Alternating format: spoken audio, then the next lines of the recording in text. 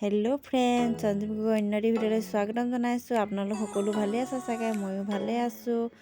আজি মই নতুন ৰেচিপি এটা বনাই দেখুৱাম, পকা মিঠৈ। চাই থাকক। এয়া হ'ল পিঠাগুড়ি। আপোনালোকেও ল'ব পাৰিব, কেঁচা পিঠাগুড়ি এনেকৈ লৈ ল'ব।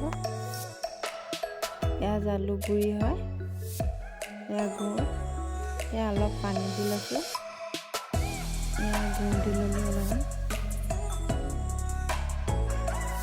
উতলটো আহিছে আৰু এতিয়া মই জালুক গুড়িখিনি দি দিম। এনেকৈ হিলাই ল'ব, এনেকৈ লৰাই ৰাখিব আপোনালোকেও। আৰু এয়া হৈ গৈছে,